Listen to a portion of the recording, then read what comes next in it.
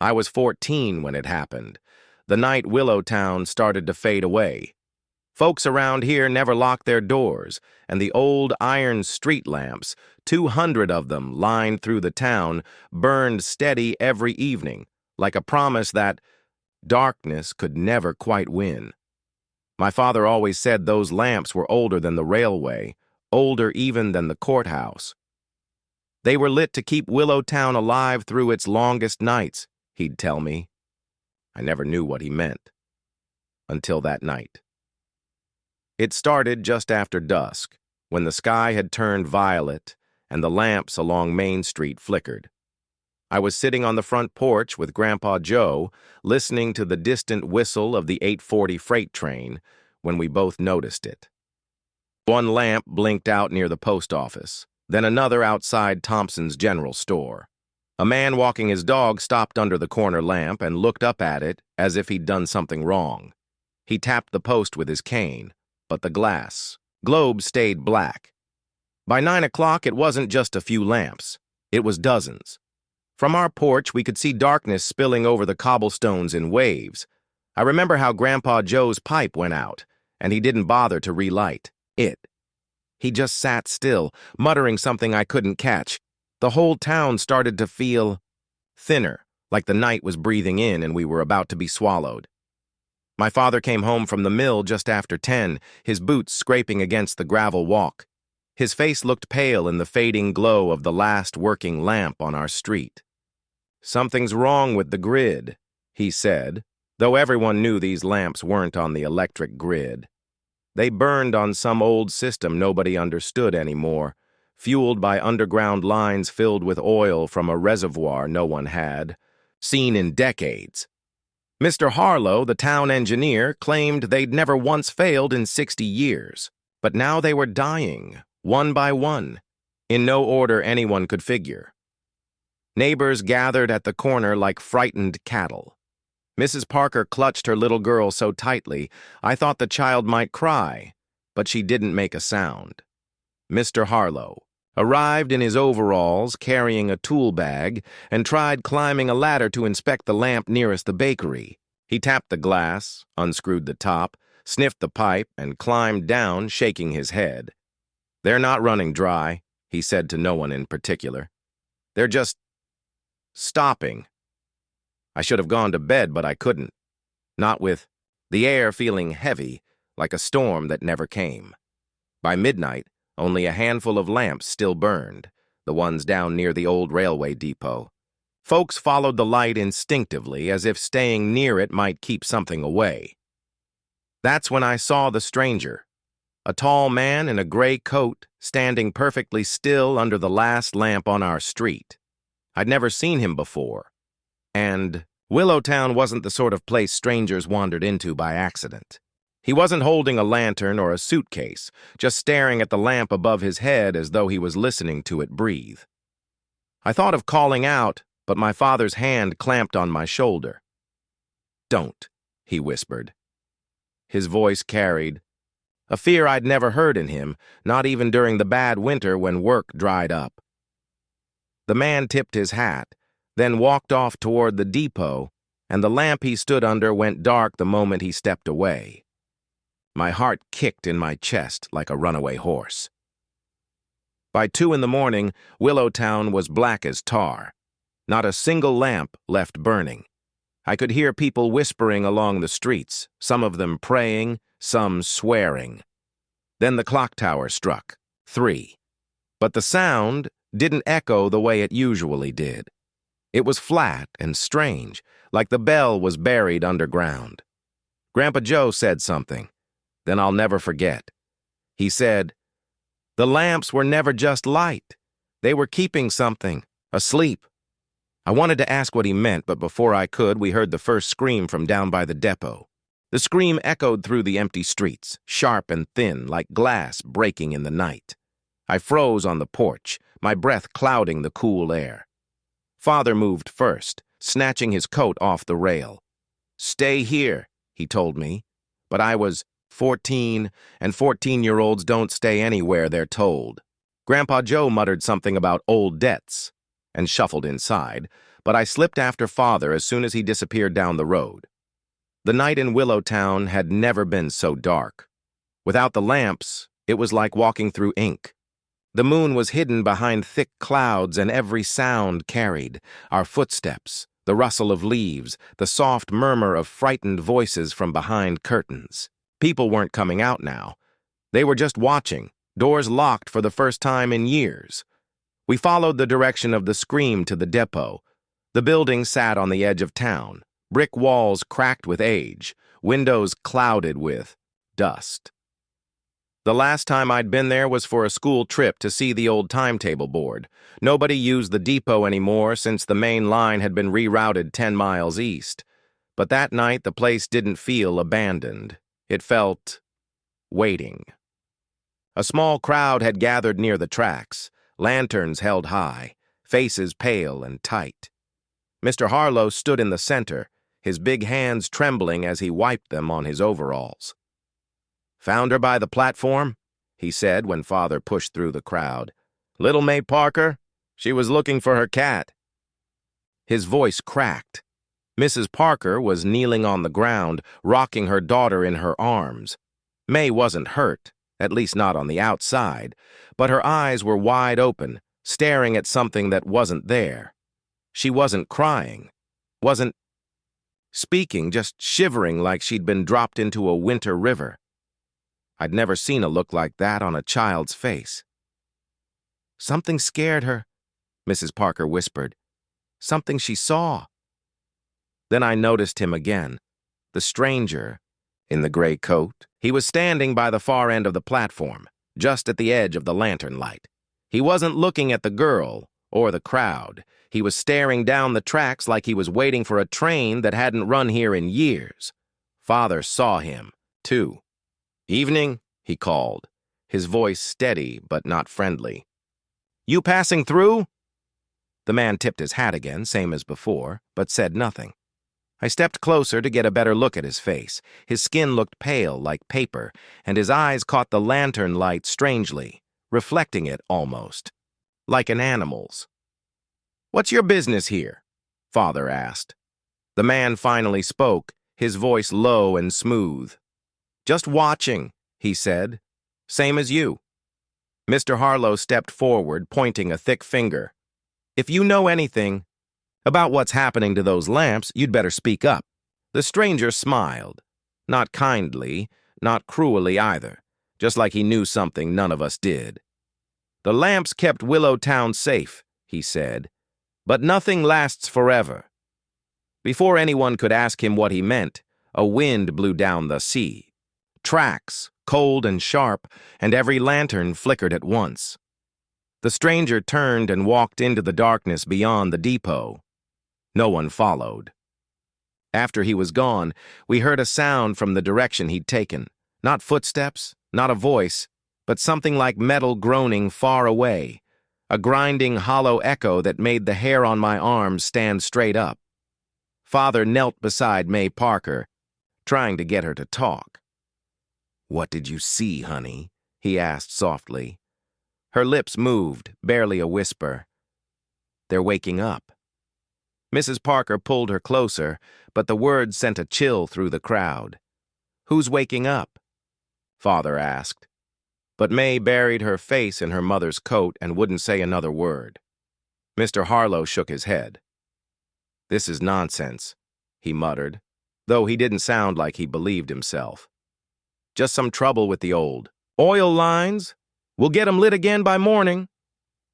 But I didn't believe him either. Neither did Father, I could tell. He had that look he got when he knew a storm was coming. Eyes scanning the horizon, even when there was nothing to see. As people drifted back to their homes, whispering about the stranger, Father gripped my shoulder hard. "You keep close tonight, you hear me?" he said. "Don't go wandering." We walked home in silence, our lantern barely holding its flame against the cold wind. When we reached the porch, Grandpa Joe was waiting with his old shotgun laid across his knees. "I know what this is," he said without looking up. "I told the council years ago, but they wouldn't listen." Father frowned. "What are you talking about, Pa?" Grandpa Joe finally looked at us, his eyes hard and clear despite his age.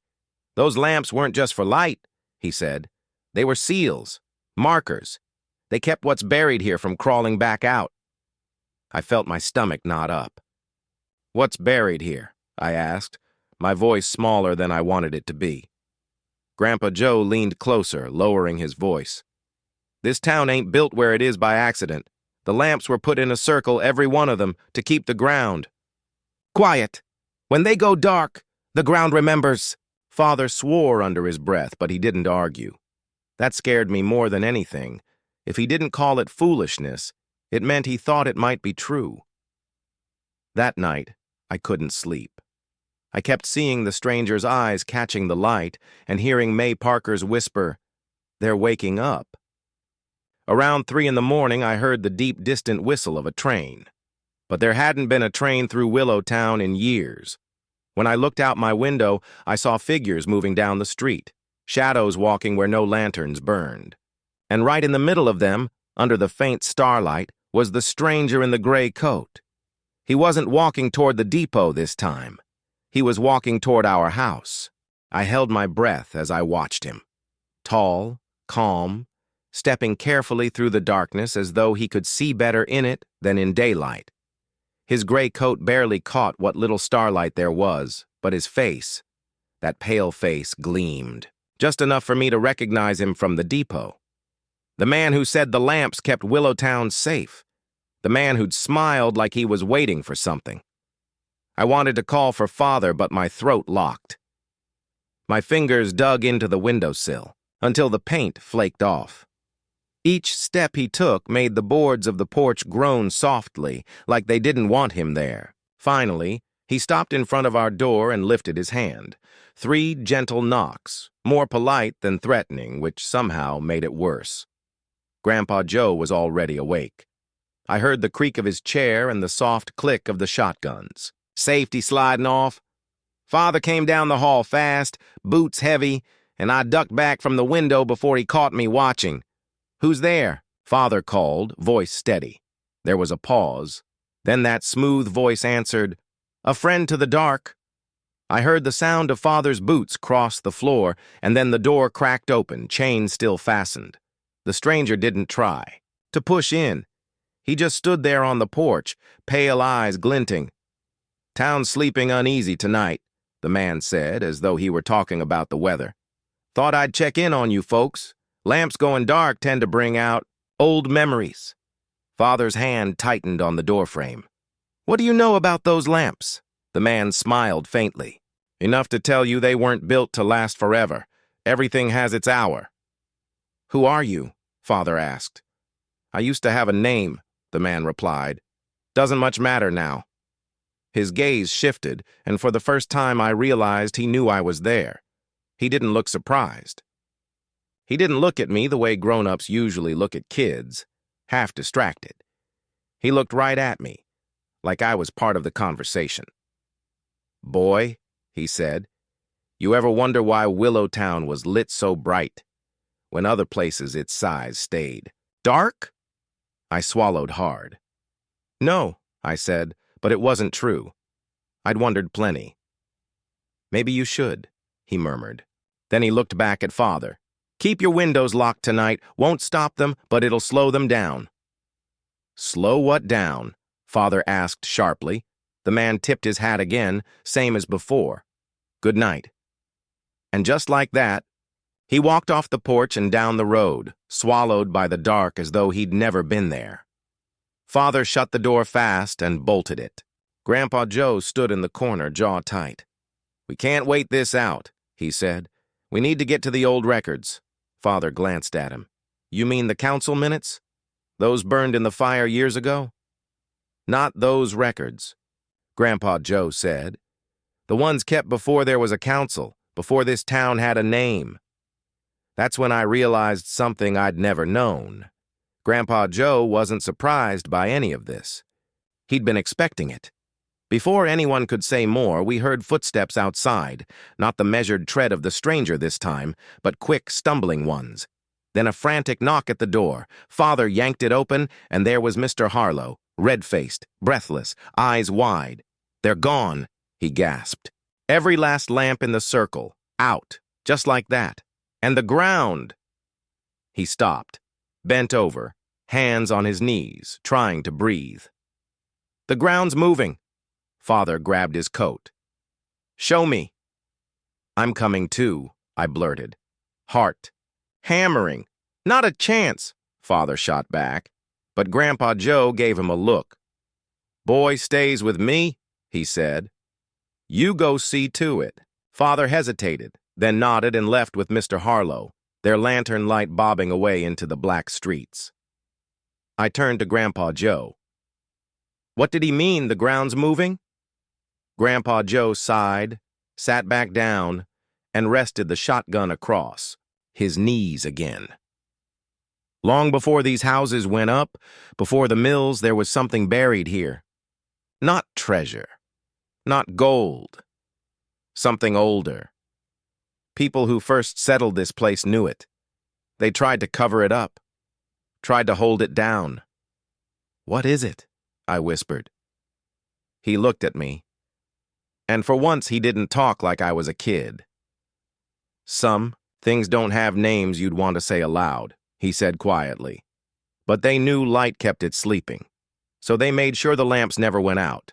They passed the duty down, generation to generation, until folks forgot why they were lighting them at all." A chill slid down my back. "You mean something's under the town?" "Under and around it," Grandpa Joe said. "This whole place is sitting on its back, and now it's stirring." We didn't have long to think on that.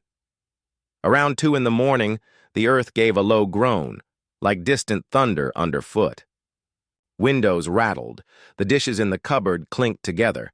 Then came another scream, not from the depot this time, but closer, somewhere down Maple Street.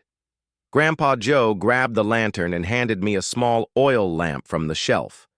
"Keep this lit no matter what," he said. His voice was so sharp I didn't dare argue. When we stepped onto the porch, I saw movement in the dark. Not the stranger this time. These were shapes, tall, thin, wrong somehow. They slid along the edges of the street, not walking, not running, more like gliding. I couldn't make out faces, just outlines that seemed to ripple. We crouched low as they passed. My little lamp flame trembled, and one of the figures paused. It turned toward us, head cocked as if listening. I held my breath, feeling its gaze even though I couldn't see its eyes. Then, from farther down the street, Father's voice rang out. "Hey!" He was shouting at them, drawing them away. I saw his lantern swinging wildly as he ran, and the figures followed, slipping after him with a strange, eager grace. Grandpa Joe cursed under his breath. "He's buying us time," he muttered. "But we've got to move." "Move where?" I asked, panic creeping up my throat. "To the church," Grandpa Joe said grimly. "If any lamp's still burning, it'll be the one above the altar." I glanced back toward where the stranger had gone. He hadn't caused the darkness, but he sure knew it was coming. And as we hurried down the street, I couldn't shake the feeling he wasn't running from these things at all.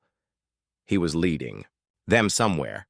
The church steeple rose black against the night sky, its bell silent, no glint of lantern or lamp to show us the way.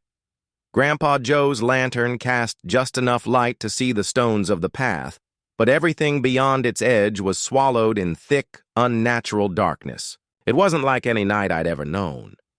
It felt heavy, like the dark itself had weight and was pressing down on us. As we hurried toward the old wooden doors, I noticed the silence. No crickets, no wind in the trees, no sound except our own footsteps. Even my own breathing seemed too loud. I clutched the little oil lamp Grandpa Joe had given me so tightly my knuckles ached. "Stay close to me, boy," Grandpa Joe said, voice low and tense. "If anything happens, you run for the altar." "What's at the altar?" I asked, panting to keep up. "Sanctuary, if it still holds," he said. "The first settlers built this place on sacred ground. At least they hoped it was sacred." "Enough!" We reached the heavy doors, and Grandpa Joe pushed them open with his shoulder. The hinges groaned, echoing through the empty nave. Inside, the darkness was softer somehow, less suffocating. A faint glow lit the far end of the church, where the altar stood. A single lamp, wrought iron and shaped like a star, still burned, with a pale flame. My heart leapt. Light, real light. Grandpa Joe let out a slow breath. Thank God. But we weren't alone. In the second row of pews, huddled together, were Mrs. Parker and her daughter May, still trembling in her arms. Beside them knelt the town's postmaster, old Mr. Lyle, whispering prayers under his breath. When they saw us, Mrs. Parker started crying softly. "They're out there," she whispered. "They've been circling the church for an hour. They won't come closer to the light." "Good," Grandpa Joe said gruffly, setting his lantern. "Down." "Then we've got time to think." I knelt beside May. "Hey," I said softly. "Remember me? I saw you at the depot. Can you tell me what you saw?" Her eyes were wide and glassy, but she looked at me and whispered, "Shadows with teeth." Before I could ask more, the church doors slammed shut on their own with a bang so loud it rattled the windows. I spun around and saw them, silhouettes pressed against the stained glass windows, distorting the colored glass into warped shapes. Tall, thin figures gliding past, circling like wolves around a campfire. Mr. Lyle clutched his prayer book tighter. "Lord, protect us," he muttered. Grandpa Joe turned to me. "Boy, do you know what a circle of light is?" I shook my head. "These lamps, they weren't scattered just for looks. They were placed in a perfect ring around Willowtown, a seal." He jabbed a finger at the glowing altar lamp. "This one's the heart of it. If that goes out, the seal breaks completely. And then whatever's been sleeping under this town won't just stir, it'll wake up angry." I felt my stomach twist. "What is it?" "Something the settlers found when they dug too deep," Grandpa Joe said grimly. "They didn't kill it. They couldn't. They just locked it in the ground with light." Before I could reply, footsteps echoed behind us. Heavy, deliberate, coming from the back of the church. I spun, clutching my lamp, and saw the stranger in the gray coat standing in the doorway. "You should have stayed home," he said quietly. Grandpa Joe raised his shotgun. "You leading those things?" The stranger shook his head slowly. "No, I just walk where the dark lets me, and tonight it lets me everywhere." "What do you want?" I demanded, voice cracking despite myself. He looked straight at me. "To see what happens when the light dies." Mrs. Parker let out a sob, and May buried her face in her mother's coat. Mr. Lyle stood and held his prayer book like it could. "Shield him." Grandpa Joe kept the gun leveled. "Step away from that door," Grandpa Joe warned. The stranger tilted his head. "I'm not here to harm you, old man. But you should understand, your circle was never going to hold forever. The oil runs out, the glass breaks. People forget why they were tending the lamps in the first place." He glanced at the altar lamp and smiled faintly. "And now there's only one left." "Why are you smiling?" I asked. "Because the dark remembers its own," he said simply. Before anyone could stop him, he turned and walked out, leaving, the door swinging open behind him. No shadow creatures came through. They stayed circling, waiting, as if they knew the altar lamp still burned. Grandpa Joe lowered the shotgun slowly. "We can't just sit here," he muttered. "If that lamp goes out, it's over." Mr. Lyle frowned. "What can we do? There's no way to relight the others. The underground oil line's dry." "Maybe not dry," Grandpa Joe said. "Just blocked. Harlow would know, if he's still alive." I thought of Father running down the street with those things chasing him. My throat tightened. "We have to find him," I said. "No, Grandpa," Joe snapped. "We stay here till dawn." "What if dawn doesn't come?" I shot back. The thought chilled me even more than the shadows outside. The old man looked at me, and I could see he'd thought the same thing. He didn't argue. "All right," he said at last. We make for the pump house. If we can feed the line again, maybe the lamps will burn. Mrs. Parker shook her head fiercely. I'm not leaving this light. Then stay, Grandpa Joe said. But I'm not letting that circle die without a fight. I tightened my grip on the oil lamp. I'm coming too. Boy, he started, but I cut him off. If you go alone, you'll never make it. You need me. He stared at me for a long moment, then nodded. All right, but you stay behind me.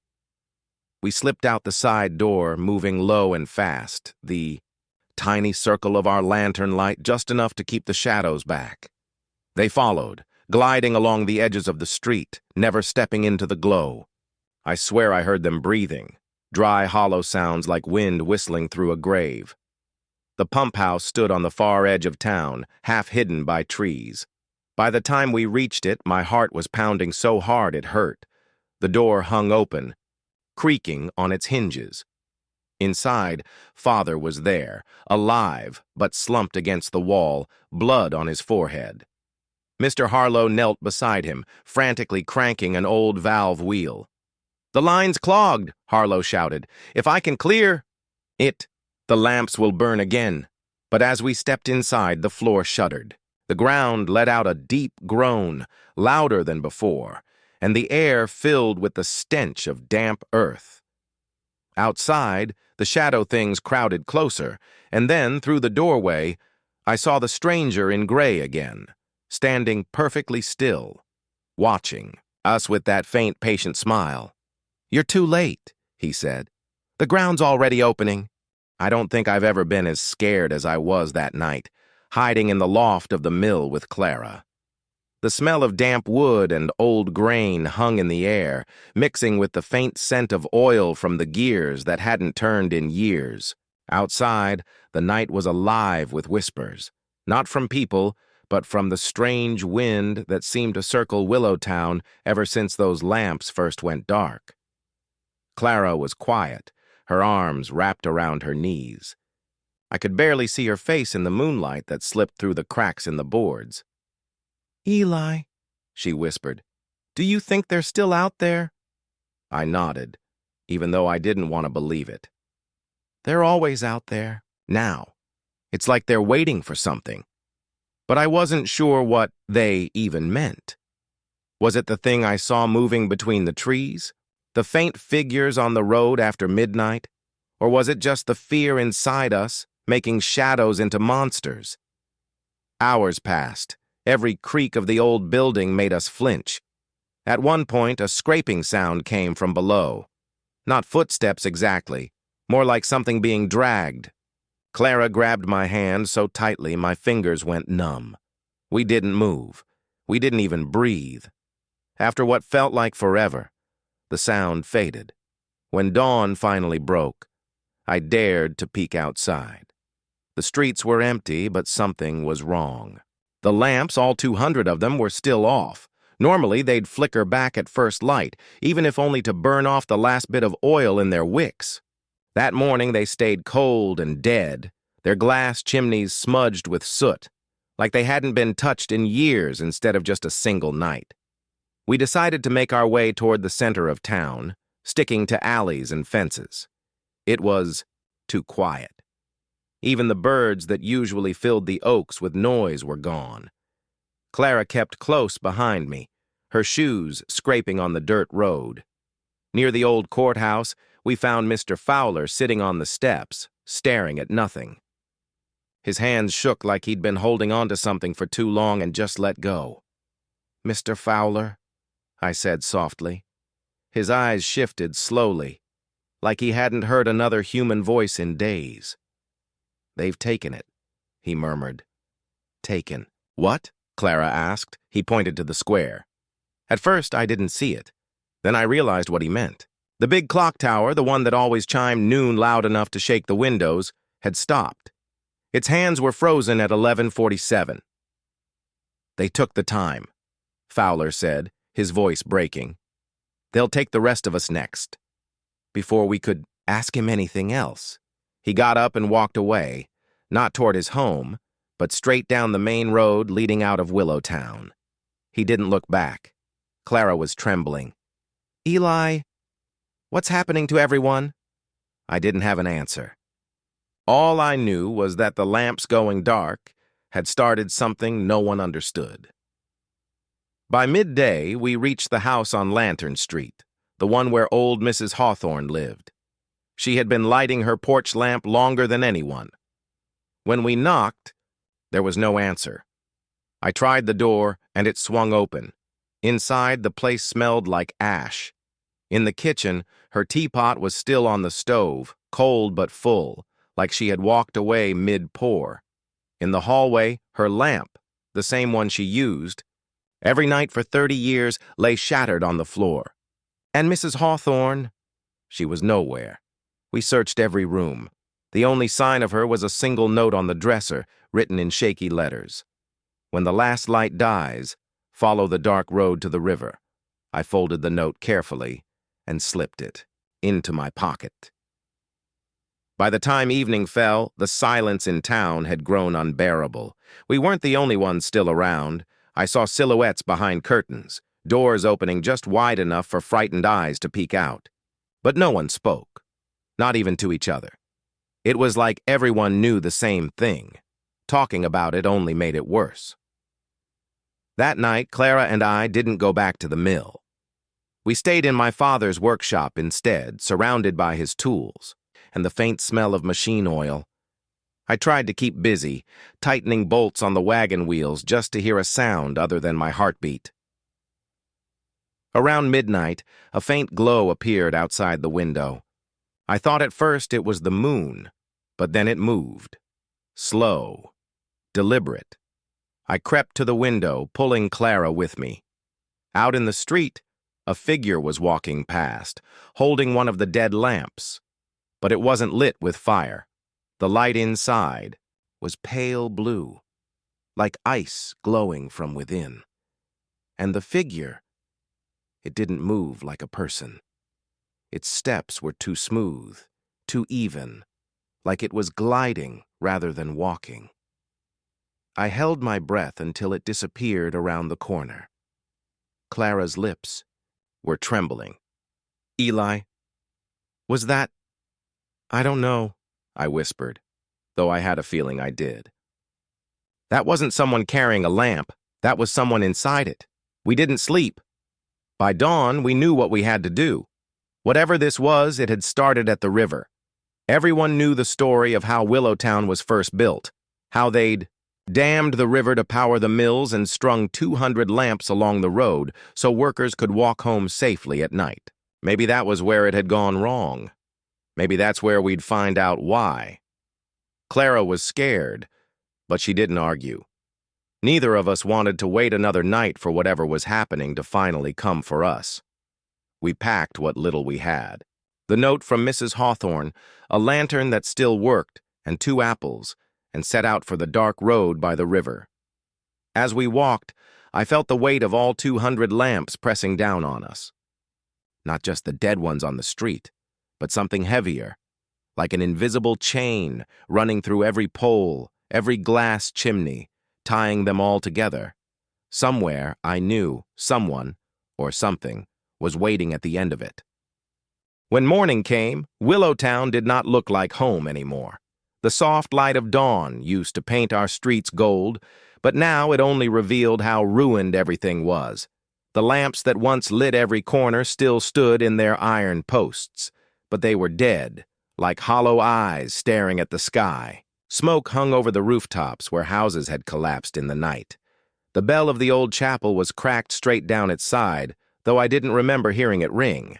Perhaps it had shattered silently, as if it knew sound had no purpose. Here anymore.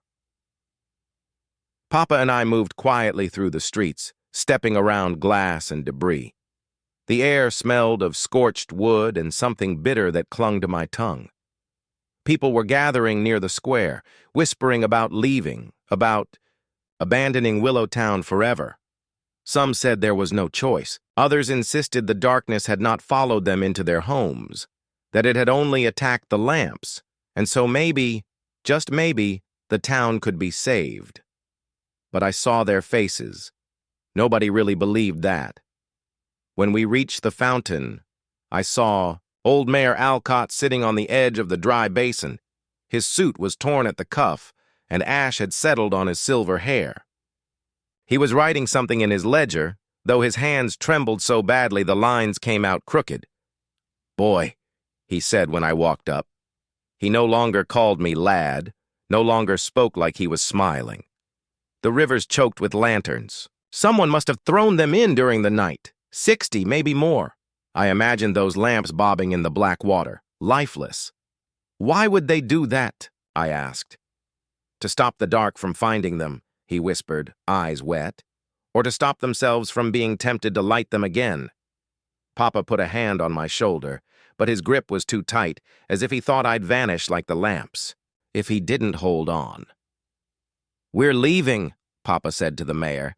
"There's no fixing this." The mayor didn't even argue. That frightened me more than anything else.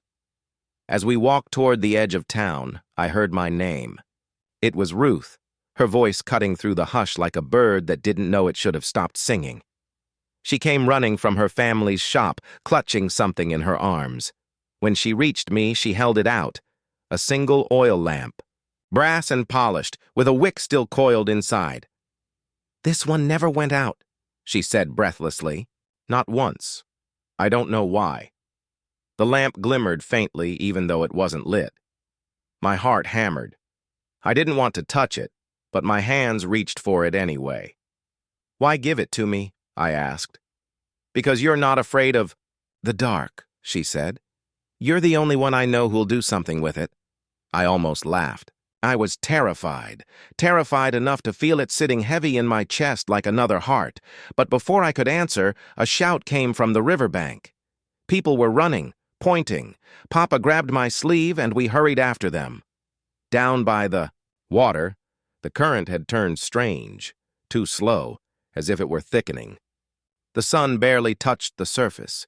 It gleamed dull and gray, as if all the ash from the lamps had melted into it. The floating lanterns were not drifting anymore. They were clustering together, forming a chain across the river.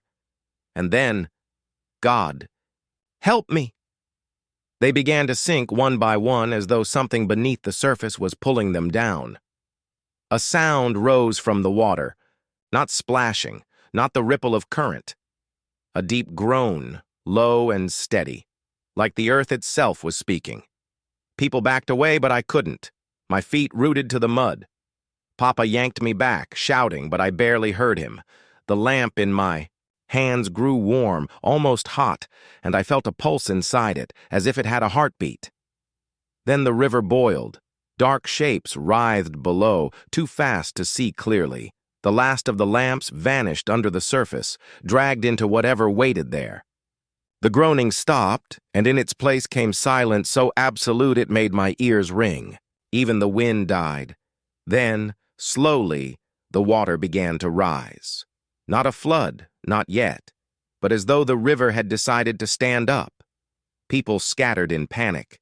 Some ran for the road out of town, others froze, clutching their children. Papa pulled me hard, but I looked back once and saw it, a slick black crest curling above the river, shaped almost like a hand reaching for Willowtown. That's when I knew. We were not dealing with broken glass or empty oil. The lamps hadn't failed. They'd been killed. We ran all the way to the ridge.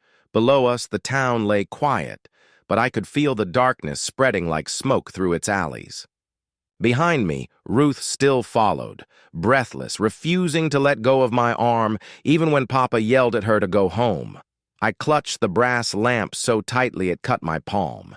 I didn't know why, but I felt sure this single light was the last defense. Willowtown had left. Whatever had crawled up from that river wanted to devour every glow, every spark, until the whole valley was blind. At sunset, the black water lapped against the first row of houses. By nightfall, the town would belong to it entirely. But I wasn't ready to leave, not yet.